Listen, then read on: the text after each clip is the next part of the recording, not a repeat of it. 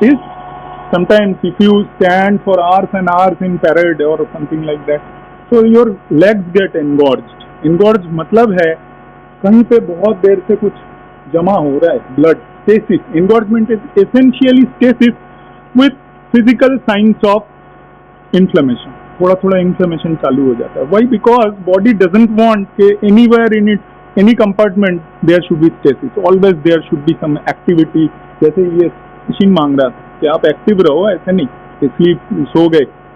तो एक्टिविटी होता रहेगा तो फिर उसमें स्टेसिस नहीं होगा तो फिर क्या होगा, हमारे body cells always they are producing some kind of metabolic waste और एंड नॉट और end some product which is always what should I say generates pain, generates temperature like that, interleukins, chemokines like that. So body always tries to circulate out from that tissue site, cell site. So अगर वहाँ पे stasis हो जाती है वो चीज़ें nerve ending को stimulate करके पेन, फीवर ये सब कर सकते हैं. तो एनगॉर्जमेंट, सर एनगॉर्जमेंट तो सुन के लग रहा है ये तो फिजियोलॉजिकल चीज़ है, इसमें क्या मतलब, इसमें क्या प्रॉब्लम होगी. एनगॉर्जमेंट है तो है, होगी, क्योंकि वहाँ पे they are always the substances that are being accumulated there, they will start producing symptoms.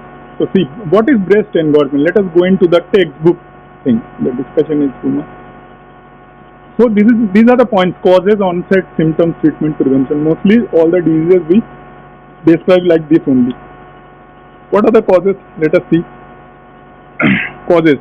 See, exaggeration of normal venous and lymphatic engorgement precedes lactation. Lactation क्या है? ब्रेस्ट के अंदर जितने भी एसिनाई है, जब तक ना फर्स्ट बेबी बॉर्न हो रहा है उससे पहले कभी भी उस एसिनाई में मिल्क प्रोड्यूस नहीं हुआ. पहली बार जब हो रहा है उस टाइम पे these acini are not used to form, store milk, so they are less in capacity. So whenever there is milk production, they will increase in size, and what is lying around the acini is sac-like structure. What are acini? Acinas, singular, plural acini. They are surrounded by vessels. So what do you mean by vessels? There are blood vessels and lymphatic vessels. Two types of vessels in our body. Blood vessels are two types, artery and vein. And lymphatic vessels are only lymphatic. They have no arterial side of circulation. They only drain from tissue to vein. They don't go to heart. They drain into vein. Left subclavian, right subclavian, you have read it. So, artery, what do you think? Is artery easily collapsible? No. कितना भी amount उसको pressure दे लो, अगर बहुत ही ज्यादा टूनिकेट नहीं बांध रहे हो तो artery doesn't collapse because it is thickly muscular wall है उसके पास. Then yes it is collapsible because the middle layer, the muscle layer is not that much prominent. And lymphatics, oh my god, they are thinnest in our body. They have only single layer of endothelial cells.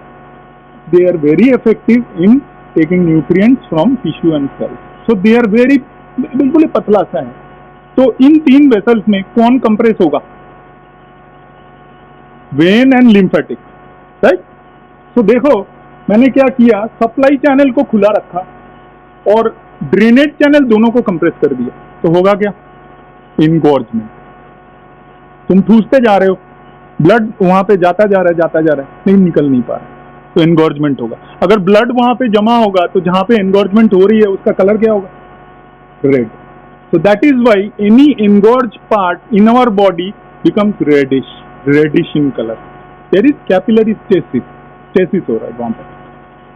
तो देखो, exaggeration of normal venous and lymphatic engorgement precedes lactation. Usually pregnancy में hormonal tendencies से ये इनगॉर्जमेंट होती है, पर वो exaggerate जब हो जाती है किसी मदर में, उसमें ये हो सकता है. नेक्स्ट, प्राइमीपेरस पेशेंट, जो मैंने बोला कि previously she hadn't had any baby, so this is the first time and body is not used to store milk, so it is very difficult for the breast to accumulate that much amount of milk within a short space. है ना, मुंबई के local train जैसा, जगह कम और लोग ज्यादा, ये ऐसे ही है. Inelastic breast, this is also the secondary point of primiparous patient. First time she is having a baby. Baby is not in step with stage of lactation. Stage of lactation and in step you have to understand, because sometimes what happens is the baby is preemie, है ना, premature born हुआ, so maybe the baby is not sucking well, but mother is producing too much amount of milk, so the milk is not being utilized, so the demand is less and supply is more. Supply भर के है लेकिन बच्चा P नहीं रहा, तो उसके engorgement हो जाएगा. Let us move forward. So exaggeration of normal venous and lymphatic engorgement. So look at the structure. I was telling about the structure. Look at the structure. These are the acinae. This is first section and this is the whole part. Here the milk is produced and stored temporarily, and when the infant sucks, then it goes into these channels. This is the nipple. This is the ampulla. Ampulla is a short dilatation just behind the nipple part, and from here the milk will come. So see the myoepithelial cell. So here all the acinae are covered with blood vessels. So if it bulges and it is not a singular acinae, एक ही acinae पड़ा हुआ ऐसा नहीं है, आसपास से भी है, so it will compress then between blood vessels and it will cause engorgement.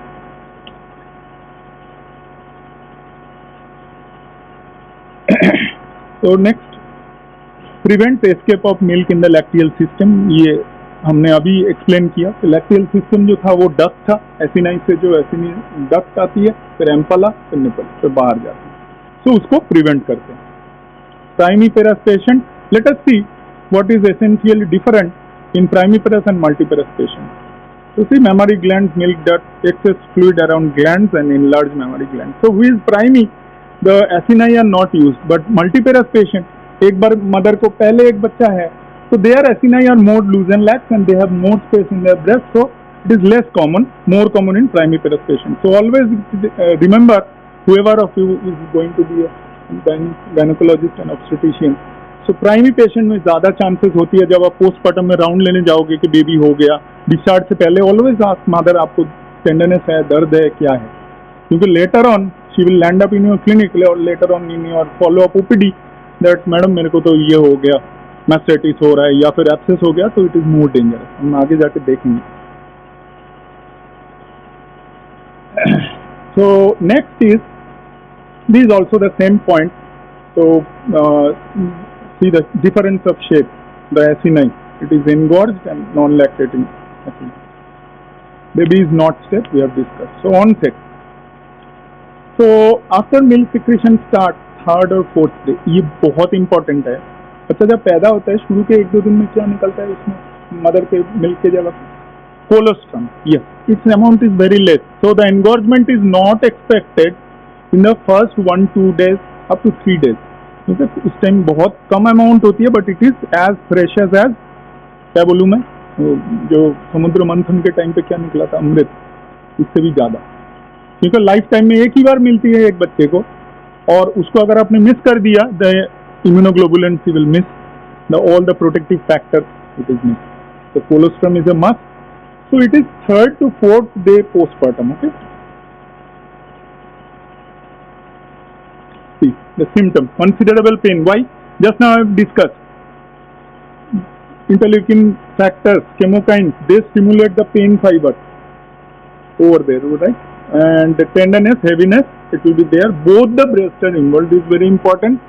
Always remember, in medicine, whenever there is unilateral findings, it is not a systemic condition or not a physiological condition. Mostly there is involvement of infective etiology or something like that, localized. But it is both sides, means it is exaggeration of physiological engorgement. Right now we have discussed. So mostly it is non-infective, और जो होना था वो ज़्यादा हो गया, ज़्यादा, बस इतना है. तो अगर दोनों इन्वॉल्व है तो ये है transient fever. Transient, why it is capital? Because persistent fever is a sign of infection, mostly acute mastitis or breast abscess, like that. Transient is whichever thing is happening, is body is taking care of it by itself, खुद से कर पा रहे हैं, तो ये इतना severe और dangerous नहीं है शायद. Painful breastfeeding, whenever the infant is trying to suck from mother's breast, then it is very painful. Painful तो होगा ही, already there is inflammation, right? Let us go to the treatment part. Yes. So treatment will start from supportive treatment and then go to specific. So support with binder or brazier. अगर ऐसा है तो whenever there is much more tenderness, then you have to support the breast so that the pressure is relieved. Otherwise, due to gravity, the breast will hang and it will cause more and more compression and engorgement inside. Manual expression of remaining milk after each feed. हर बार दूध पिलाने के बाद बचती है, कुछ ना कुछ दूध रह जाता है. You have to manually express. You have to tell mother, देखिए आपका ये जो है ना, ये कंडीशन इसलिए हो रही है कि इसमें दूध रह रहा है. आपको you have to empty the breast fully as much as possible. Not give, it should be gentle, not vigorously. आप करोगे तो उसमें और भी inflammation ज़्यादा precipitate होगा. Analgesic, you should always give analgesics, but always remember that these are secreted in breast milk also. So safe analgesic you should give. Put to breast regularly, frequently, prevent milk build-up. वो पूछेंगे कि doctor साहब इतने pen हो रहा है, मैं बच्चे को छोड़ देता हूँ ना, अभी दूध नहीं पिलाते ना 3 दिन, तो फिर मैं ठीक हो जाऊंगी, पिलाएंगे नहीं. आपको दूध पिलाना है. If it is engorgement, in breast abscess we will see what we will do. But if it is only engorgement, put to breast, थोड़ा सा पेन सहन कर लो, let the infant suck and let the pressure come down and later on you will manually express. हाथ से आप या फिर pump से अभी दिखाएंगे, उससे आप कर सकते हैं. And gentle use of breast pump से कर सकते हो. पर ब्रेस्ट पंप अगर बहुत देर तक यूज करते हैं और बहुत ज़्यादा प्रेशर लगाते हैं, देन उल्टा इफेक्ट हो सकता है. ठीक है, तो ये है ब्रेस्ट पंप. तुम लोगों ने देखा होगा, नहीं तो these are the types of manual breast pump. There are mechanical also, but mostly घर पे ये मिल जाती है, मदर्स के पास ये रहते हैं. और otherwise you can prescribe also breast pump. Prevention, avoid prelacteal feeds. Why? Because the infant, prelacteal feed के नेगेटिव इफेक्ट्स यहाँ पे मैं डिस्कस नहीं करूंगा, लेकिन इन्फेंट को मिल्क की आदत प्रीलैक्टियल फीड से छूट सकती है. अगर आप प्रीलैक्टियल देने लगो और उसको पसंद है, तो फैमिली को लगता है कि ये तो ये पी रहा है, तो देते रहो ऊपर से जो दे रहे थे, जो anything which ever is being given as prelacteal feed. Early initiation of breast feeding is always recommended है. अभी भी कोलोस्ट्रम के हर मदर को एक्सप्लेन करना है कि कोलोस्ट्रम के क्या क्या फायदे होते हैं. So you should be unrestricted, restrict नहीं करना है. On demand feeding always recommended for at least for mature babies more than 32 weeks. You should give on demand feeding unrestricted. And EBF on demand is almost the same point. And correct positioning. See most probably इसको लेके तुम्हारे और भी class है. Baby friendly hospital initiative BFHI पे एक class हुआ था या होगा, ऐसा कुछ है शायद. फिर भी आज बाद में थोड़ा सा एक्सप्लेन तो करेंगे. Correct positioning is very important for proper milk let down and proper suckling and not building up of milk after each feed. Breast को खाली करने के लिए पोजिशनिंग गलत है तो इन्फेंट भूखा ही रहेगा और फीडिंग करने के बाद भी मदर के ब्रेस्ट में मिल्क रह जाएगी. तो क्यों रहता है अभी देखेंगे. So next topic is acute mastitis. We have somewhat discussed this topic. So incidence क्या है देखो. acute mastitis के 2 to 5% नॉन लैक्टेटिंग में डेफिनेटली कम होगा. Organisms, let us go to the organisms. Yes.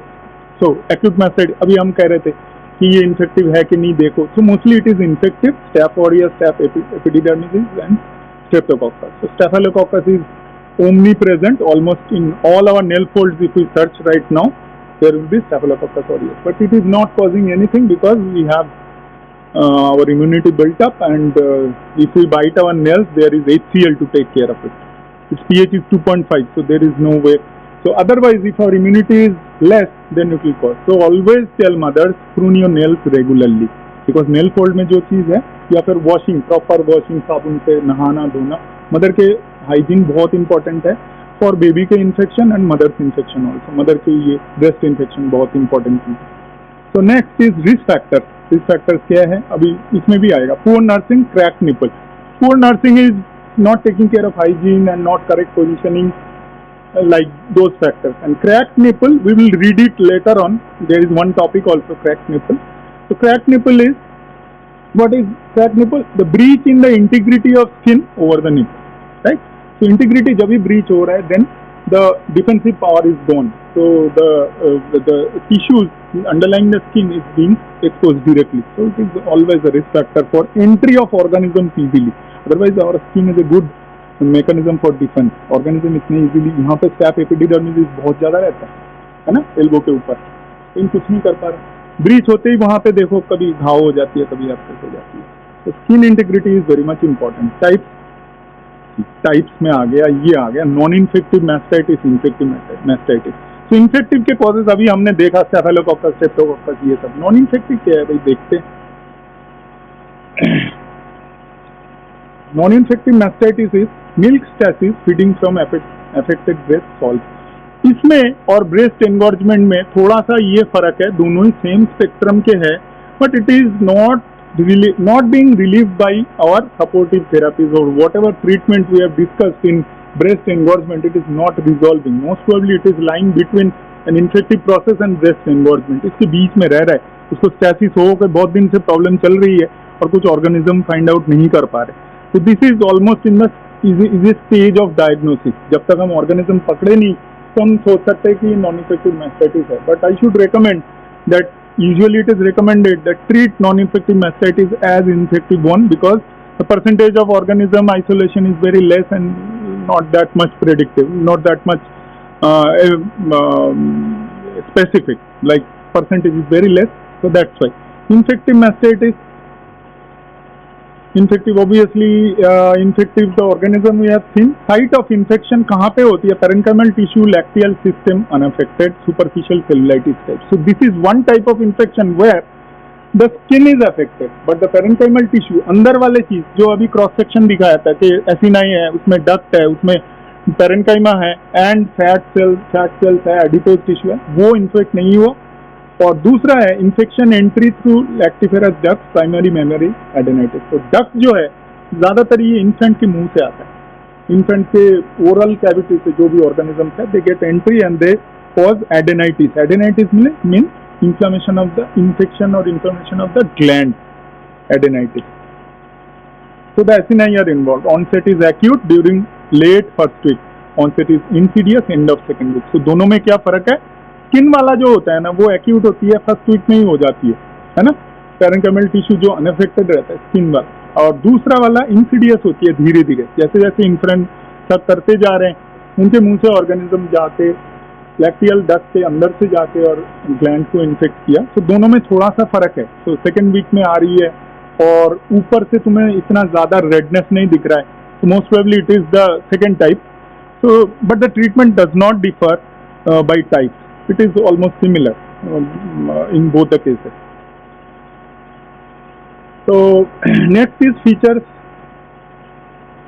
malaise, headache. This is a common feature of any infection in our body. Fever with chills, 102 degrees. See, this is not a transient fever. If you don't intervene, the fever will be there because infection is going on. Severe pain and tender swelling in one quadrant. What is quadrant? Breast quadrants are usually, what does a breast look like? It is a conical shaped thing. So the common drainage is on the apex. So whenever there is a drainage site at the apex, like think about lung, what is the entry point? Hilum. Kidney, what is the entry point? Hilum, or exit point, whatever you can say. Artery is entering and vein and lymphatics and nerve is, vein and lymphatics are exiting, nerve is entering or nerve is exiting also. They are taking away sensation and they are producing also, they are giving orders. So whenever there is one point involved, apex or hilum like this, so the whole organ is divided in quadrants. इसमें हम conical अगर shape है उसमें हम quadrant की तरह उसको divide करते हैं। So always think of this.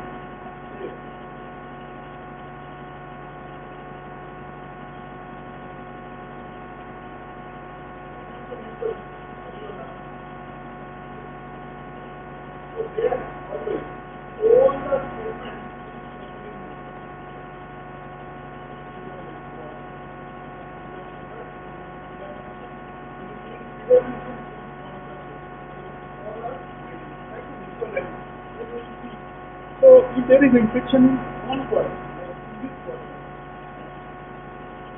these are the quadrants. Human separation.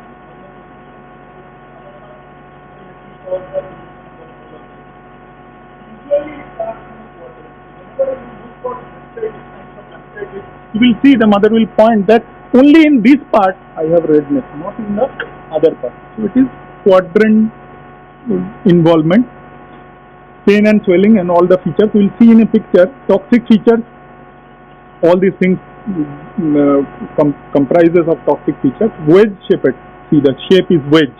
It looks like a pizza piece or cake जब काटते हैं ऐसे wedge shaped, because of the inherent structure of any conical or any organ which is draining in one side or which has a hilum at the apex of the nipple. So apex से चालू होती है और दूर की तरफ red hot flush tends. चलो ये सब तो इन्फ्लेमेशन के साइन है. आगे बढ़ते हैं. तो इसमें देखो जो चीज अभी मैंने उसमें कोशिश करी थी, it is given, see the one part is inflamed, right? So try to visualize in your mind, and this looks like this.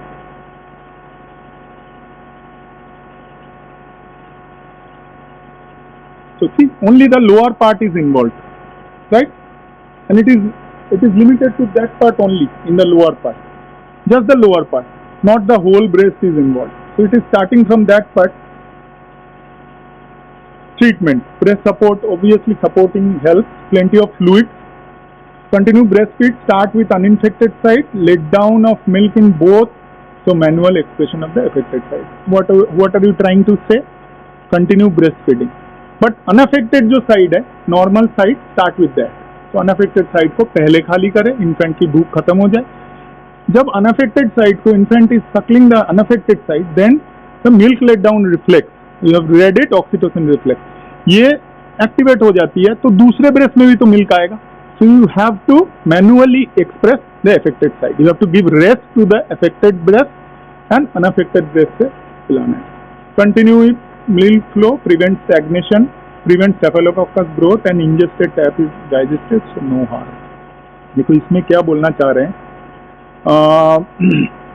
You can allow the baby to suck from the affected breast also. Why? Because there is no harm in giving the milk from an infected breast. Why? Because the organism doesn't cause any harm, it is digested if it goes to the gut.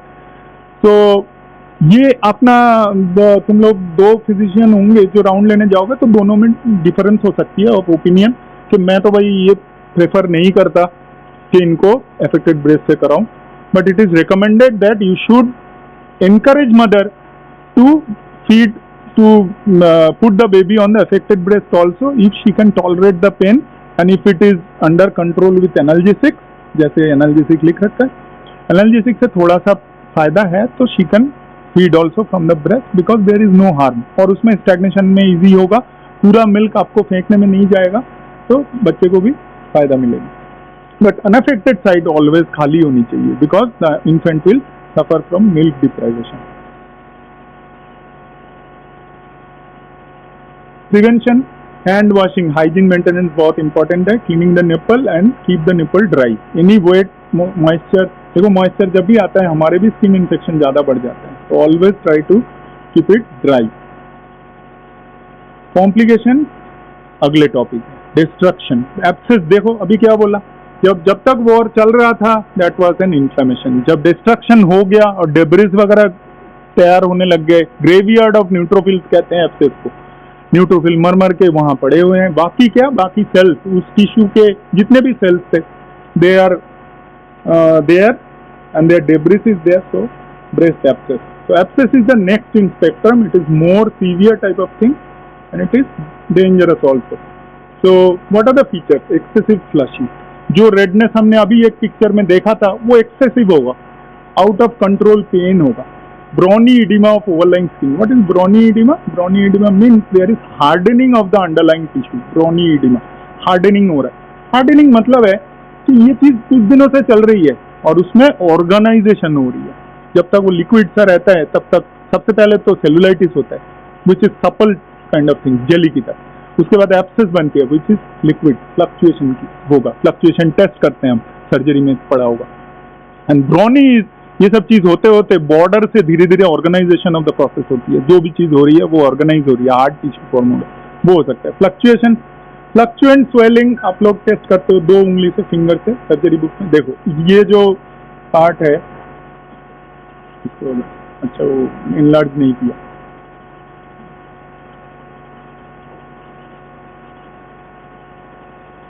Next is swinging temperature and recurrence rate is 10%। अगर breast abscess किसी breast में हो रहा है तो दोबारा हो जाए। Y recurrence? वाई? बिकॉज हम लोग ट्रीटमेंट में जाके इसकी बात करते हैं, कोई याद दिलाना वाई रिकरेंस क्यों होती है। ये फ्लक्चुएंट पॉइंट तुम्हें दिख रहा है, फर्स्ट पॉइंट दिख रहा है सबको?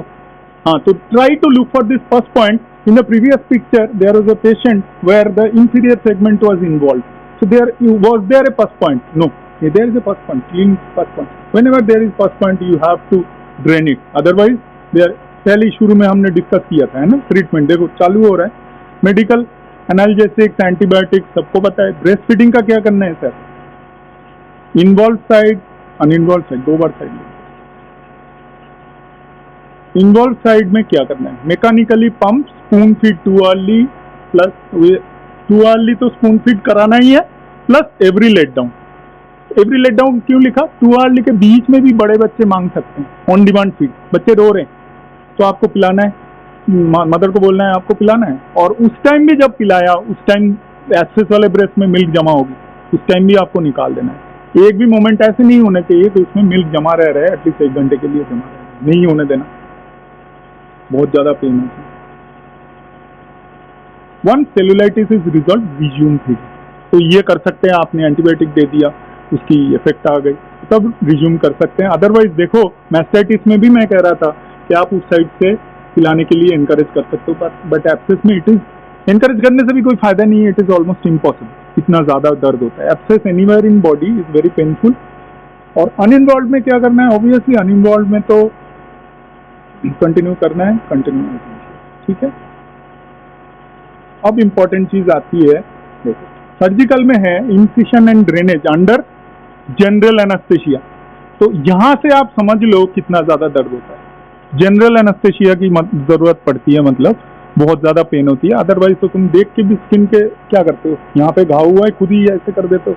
जनरल एनेस्थेसिया की जरूरत है, indicates that there is severe pain. And दूसरा प्रोसीडियर क्या है? Percutaneous needle aspiration, which is among these two which is recommended and which is better? What do you think? Incision and drainage or percutaneous needle aspiration? Percutaneous needle aspiration, क्योंकि sir दर्द कम होगा, general anaesthesia की जरूरत नहीं है, कुछ नहीं है। अब एक बार सोचो, ये हिंदी में बताता हूँ, इंग्लिश छोड़ो। परक्यूटेनियस नीडल एस्पिरेशन में आपने क्या किया? नीडल डाला, वहां से पस निकाल दी, निकाल के खुश हो गए, सैंपल भेज दिए, फिर घर चले गए। 2 दिन बाद वो मदर क्या कंप्लेन लेके आएंगे? तो सर मेरे फिर से वहां पे पस जमा हो गया। वही बिकॉज ये छत है, इस छत के ऊपर से तुमने एक ड्रिल कर दी, ठीक है, ड्रिल करके छोड़ दिया, ऊपर जितना पानी था यहाँ से बह के चला गया, ठीक है ना, ऊपर पानी जमा हुआ था। थोड़ी देर बाद क्या होगा? यहाँ ऊपर धूल जमते जमते जमते जमते वो ड्रिल के छेद बंद हो गया। बॉडी जब भी तुम एक निडल प्रिक करोगे 2 दिन में उसको हील कर देगा, है ना, इतनी छोटी सी ओपनिंग है। इंसिशन एंड ड्रेनेज क्या करोगे? बड़ा सा एक इंसिशन दोगे, दो के छोड़ दोगे, वो भी वो बंद कर देगा। वाई? बिकॉज नाइफ से आपने इंसिशन दिया है। अगर आप चीड़ फाड़ ऐसे खींच के करते तो उसमें रगेड एजेस होता है, एजेस बहुत ही ज्यादा अनइवन होता, तो फिर उसको हीलिंग होने में इतना इजी नहीं होता। आपने सर्जरी में क्या पढ़ा था? Which type of incision is more conveniently healed? Clean cut incision. Clean incision क्यों देते हैं? वो तो फिर कुछ भी दे सकते थे।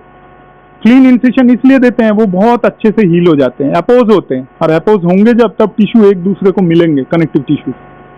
सो परक्यूटेनियस नीडल एस्पिरेशन अगर आप करोगे उस टाइम के लिए शॉर्टकट मेथड तो है, रिलीफ तो हो गया, पर it will recur, and it will recur, definitely it will recur. Incision and drainage में हम कह सकते हैं कि maybe it will recur, because incision is more wider, तो वहां से ड्रेनेज इजीली होगा। पर व्हाट इज द सबसे बेस्ट तरीका क्या है? अपने एब्सेस में क्या देखा है, खास करके ग्लूटियल एब्सेस या फिर डायबिटिक फुट में जब देखते हो क्या करते हैं? वो इंसिशन एंड ड्रेनेज देके प्लस सेपेड इंसिशन देते हैं। कभी सर्जरी में देखना, ये सब टॉपिक डेविएट हो रहा है। प्लस सेपेड देते हैं, देखे इसकी जो प्लस के जो 4 फ्लैप बने ना, ऐसे 4 फ्लैप बनती है। कोई भी स्वेलिंग को अगर आप प्लस सेपेड करोगे, यहाँ पे स्वेलिंग है,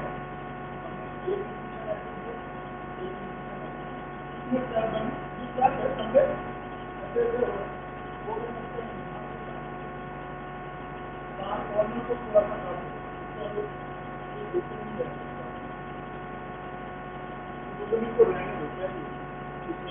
क्या कहते हैं प्रोसीडियर को? डी रूफिंग, छात उड़ा देना, है ना, डी रूफिंग, रूफ को डी रूफ कर दिया। तो इसमें कंटिन्यूअस ड्रेनेज होगा, इसमें सबसे ज्यादा सक्सेस इसमें होती है incision and drainage. So only incision, yes it is written in the textbook, but de-roofing is a very good method, and more so if it is in a gravitant part। अगर dependent part में हो रही है तो बहुत अच्छा है, पूरा टाइम ड्रेन होती रहेगी। तो percutaneous is not, it is a shortcut, थोड़ी देर के लिए मजा आता है पर उसमें फायदा नहीं है। Deep radial incision is given near areolar margin to prevent duct injury. देखो ये सर्जिकली अंदर घुस गया थोड़ा ज्यादा, इसको हम जल्दी जल्दी ले लेते हैं। फिंगर एक्सप्लोरेशन ब्रेक्स वाली, देखो ये ज्यादा जरूरी है, उसके अंदर बहुत सारे लोकुलेशंस होंगे।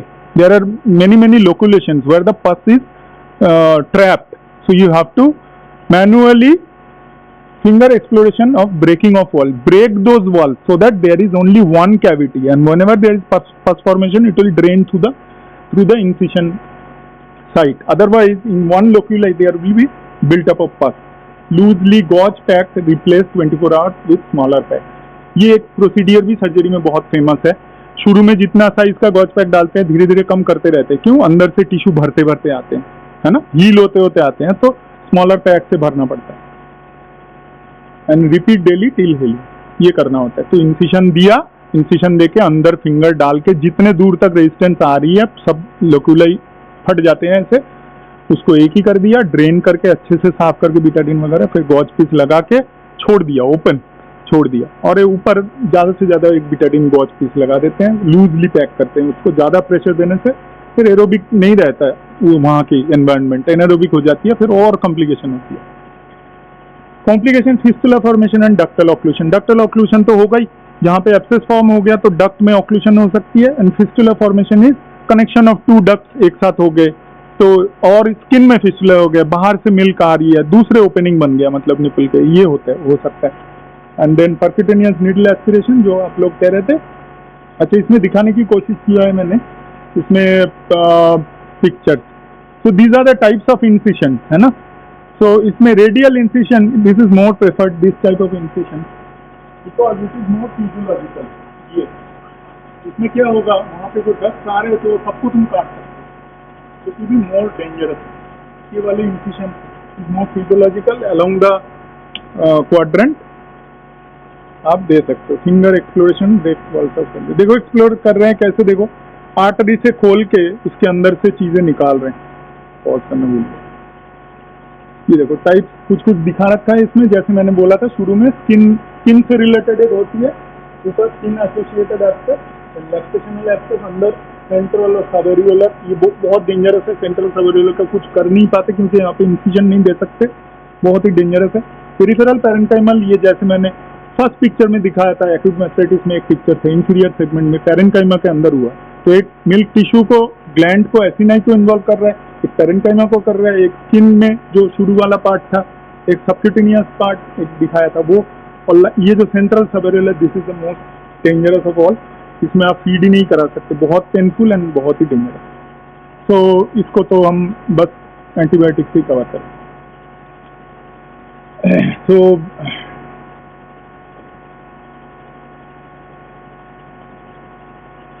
इसकी स्पीड ज्यादा करना,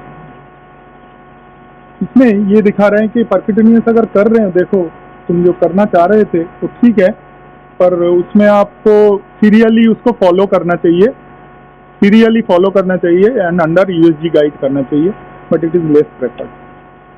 तो हम आगे बढ़ते हैं, थोड़े को 5 मिनट और लग जाए।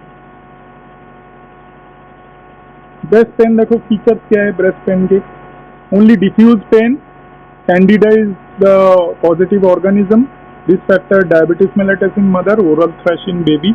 ये ब्रेस्ट पेन ऐसा है, इसमें कोई ज्यादा फीचर्स नहीं होते, जस्ट पेन रहता है और इन्फ्लेमेशन के फीचर्स नहीं है। तो आप फंगस सोच सकते हैं, फंगस में ज्यादातर क्या इन्फ्लेमेशन के फीचर्स नहीं होते हमेशा, तो इसलिए Candida is the positive thing. इसमें आप उससे 1 drop of milk, 1 drop milk लेके आप डायग्नोज कर सकते हैं केवीएच माउंट में, एंड माइक्रोनाजोल, ओरल फ्लुकोनाजोल दे सकते हैं। ब्रेस्ट पेन, ओनली पेन लेके जो आते हैं। नेक्स्ट इज क्रैक निपल, इसमें भी हम देखते हैं, पहले तो पिक्चर देखते हैं इसका। देखो स्किन इंटीग्रिटी चला गया है ना, तो इसमें इन्फेक्शन की चांसेस, मैंने risk factor of acute mastitis में क्रैक निपल बताया था, है ना।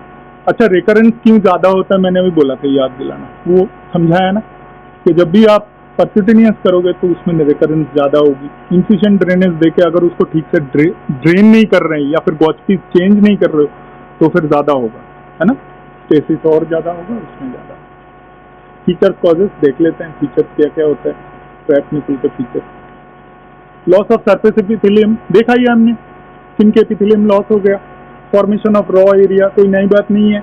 Extension of a fissure previously situated at tip और बेयर। देखो physiologically nipples have physiological fissure जिसके थ्रू मिल्क आती है and it is totally normal, but वो फिशर अगर एक्सटेंड होके टिश्यू के अंदर जा रहा है तो वो भी एक फीचर है कि क्रैक निपल हो रही है। यूजुअली वो फिशर बहुत सुपरफिशियल होते हैं, छोटी होती है, डेप्थ ज्यादा नहीं होते।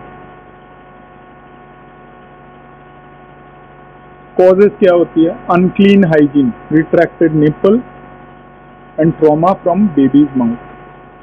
तो अनक्लीन जब हो गए, जो भी हमारे रोज हम नहाते हैं तो उसमें से एक एक लेयर निकल जाते हैं, तो उसकी क्रस्ट फॉर्मेशन होगी and that can cause this crack nipple.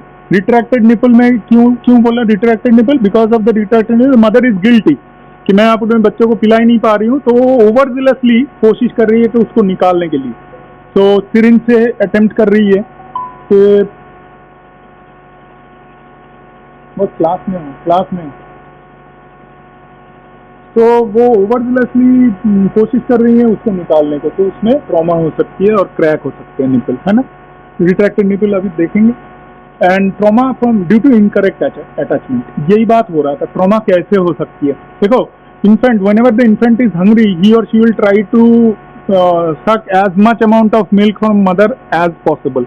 वो अपने भूख के लिए तो करेंगे, लेकिन आपने पोजीशन गलत डाल रखा है उसको, तो वो क्या होगा, मिसमैच के लिए he और she unknowingly can cause trauma to mother's breast। तो उसमें positioning is very important, otherwise it can cause crack nipple. तो देखो क्रैक निपल के नैरो वर्सेस वाइड माउथ, ये देखो शैलो, देखो माउथ ओपनिंग कम है, ये चीज याद रखना है। ये पिक्चर थोड़ा सा इन्फेंट की मुंह ज्यादा खोलना, जैसे 120 डिग्री दिखा रहा है, wide opening, this is very important. And due to narrow opening there is painful latch and low milk extraction, ज्यादा नहीं होता। वाई, बिकॉज आपने जो अभी देखा जो क्रॉस सेक्शन ऑफ ब्रेस्ट देखा था उसमें एक एम्पला करके जगह था, उसके पीछे से डक्ट आ रही, तो जब मिल्क लेट डाउन होती है तो सारे सामने की तरफ आके एम्पला में थोड़ी देर के लिए रहते हैं, वैसे तो ग्लैंड में भरा रहता है, तो कम खुले मुंह में क्या होगा, खाली सामने वाले पार्ट एम्पला निपल से वो सक करने की कोशिश करेगा, not the gland. You have to put the baby in such a position, बड़ा मुंह खोलेगा तो फिर पीछे से ग्लैंड का जो दूध है उसको भी वो आगे ला पाएगा, नॉट ओनली सामने से। और सामने से अगर करते हैं तो क्या होगा, there will be less amount of milk available to him, so he will be irritated and he will try to suck more vigorously, तो ट्रॉमा कर देंगे। अगर उसको कम मिल रहा है तो ज्यादा फोर्स लगाएगा, और अगर उसको भर भर के मिल रहा है तो फोर्स कम लगाएगा, तो वो आराम से पी पाएगा, तो उसमें क्रैक होने की चांसेस कम है। समझ गए ना बात, ये है। तो वाइड ओपनिंग की बहुत ज्यादा जरूरत है, इसलिए देखना मदर जब पुट टू ब्रेस्ट करते हैं, जब इन्फेंट को पोस्टमार्टम में हम राउंड लेने जाते हैं तो मदर उसके मुंह खोलते हैं, बेसिकली एग्जैक्टली वही करते हैं जो करना चाहिए, उनको पता तो है कि ऐसे ही करना होता है, ऑटोमेटिकली आती है ये चीज, अदरवाइज पेन होती है वो incorrect attachment.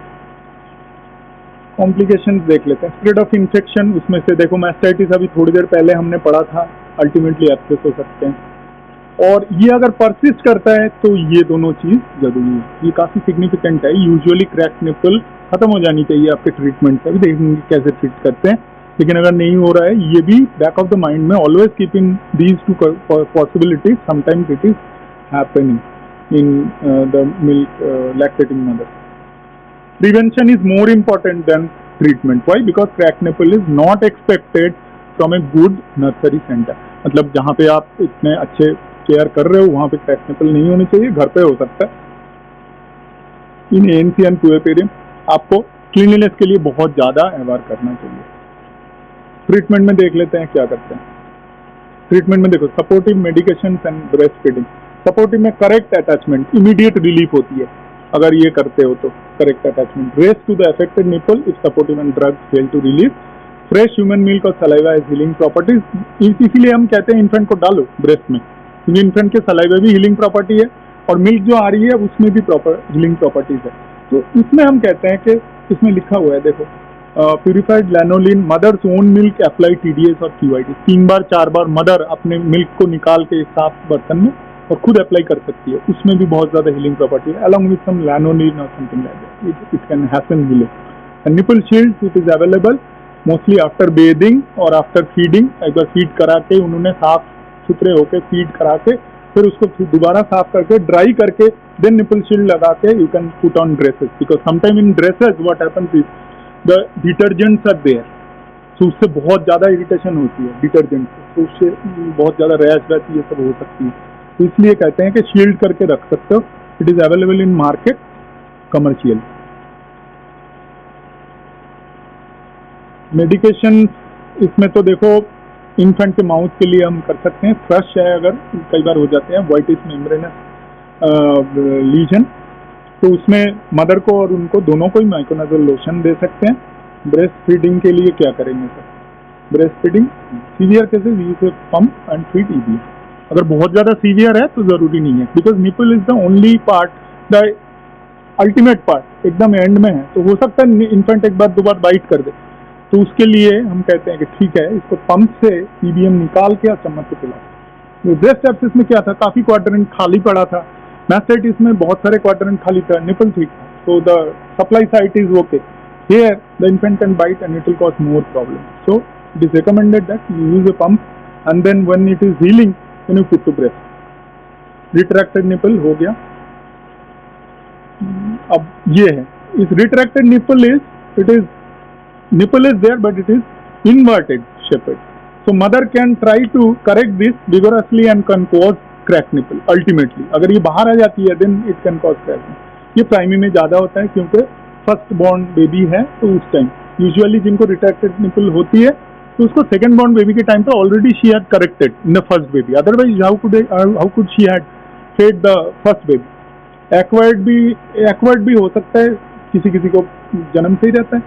Baby is able to attach and suck, babies despite retracted nipple there is no problem in milk supply, babies उसके बावजूद भी कर लेते हैं। क्यों? क्योंकि only the pathway is inside but the baby can put pressure on the acini and take the milk to him, so there is no problem, but usually the amount of milk which is flown into the mouth is very less and the rate is very slow, so the infants get irritated, बहुत slow आती है because of the pressure which is inside the parenchymal tissue.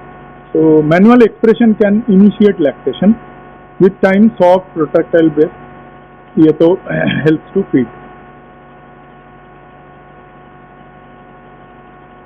Lactation failure ये एक term है। So what are the causes? Infrequent suckling. See, initially we have read the 2 terms. One is on-demand feeding, जब भी baby मांग रहा है, रो रहा है, दे दो, and one is routine, scheduled feeding. So अगर आप इसकी फ्रीक्वेंसी ठीक नहीं रख रहे हैं, यूजुअली कहते हैं 2 घंटे में पिलाइए, पर ऐसे नहीं है। ऑन डिमांड जब भी बच्चा रोए या फिर आपको मिल्क लेट डाउन हो रही है, then put to breast. Depression, anxiety in puerperium ये बहुत कॉमन है, आपने पढ़ा है, ये पोस्टपार्टम ब्लूज बहुत बड़ी टर्म है, कितने सेलिब्रिटीज के ब्लॉग्स आती है, तो ये बहुत बड़ी चीज है। इसको अगर आप टेक केयर करते हो ना, एंग्जाइटी इन पुएर्पेरियम और डिप्रेशन, इस चीज को अगर ठीक से आप काउंसिल करते हो, फैमिली सपोर्ट करता है, तो यूजुअली मिल्क आउटपुट कम नहीं होता, लैक्टेशन फेलियर नहीं होता। रिलक्टेंस और एप्रीहेंशन टू नर्सिंग ये ज्यादातर नॉलेज की गैप है ना, गैप जो कहते हो, तो नॉलेज कम रहता है। बहुत सारे मदर्स को जो गांव से आते हैं थोड़ा सा समझाना पड़ता है। Even in educated mothers, you have to counsel them because these are specialized things. These are not something which you can Google and go on. Field development of nipple, अभी देखा हमने कुछ कंडीशन, पेनफुल ब्रेस्ट लीशन वो देखा हमने, right side में जो भी था, acute mastitis engorgement, endogenous suppression of prolactin, retained placental mix, ये इंपॉर्टेंट चीज है। रिटेन प्लेसेंटा में बहुत कॉमन एग्जांपल है, ये छोटी सी एक पॉइंट में हमने बता दिया, पर ये तुम्हारे प्रैक्टिस में मिलेंगे जो ऑब्स्टेट्रिशियन बनोगे।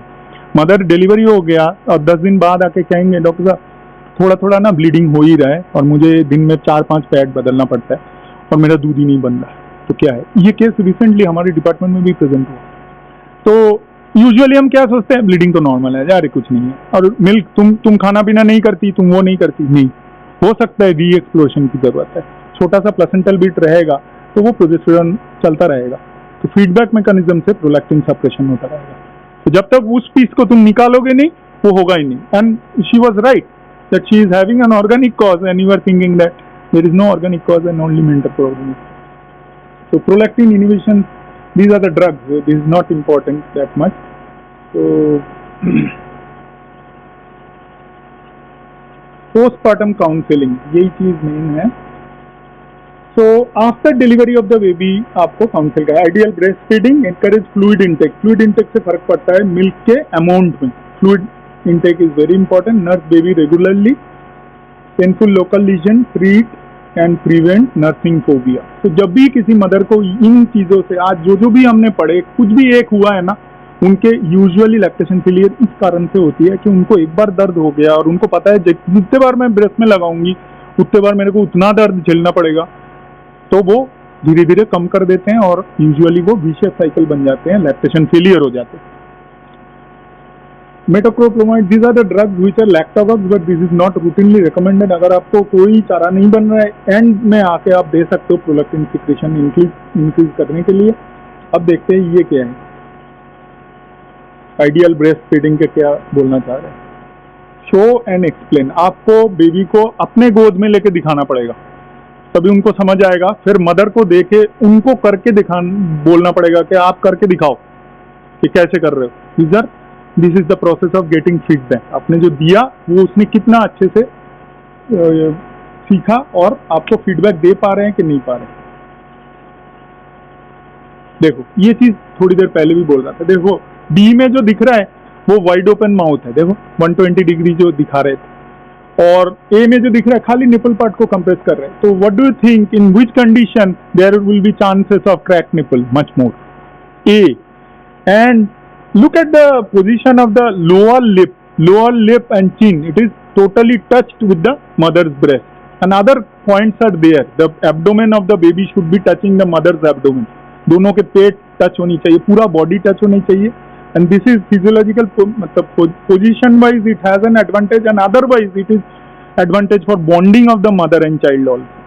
So देखो सेकंड वाले में he is able to create more pressure on the acini and the back end. पीछे से वो दूध ला सकते हैं, ये सामने सामने खींच रहे, तो पीछे तो दूध है, एसिनाई में तो भरा हुआ है, लेकिन he is putting pressure on this is due to the wrong positioning. This is not due to the willingness of the baby or something like that. The baby wants milk, you are not positioning correctly, and most probably you have not explained to the mother, that's why.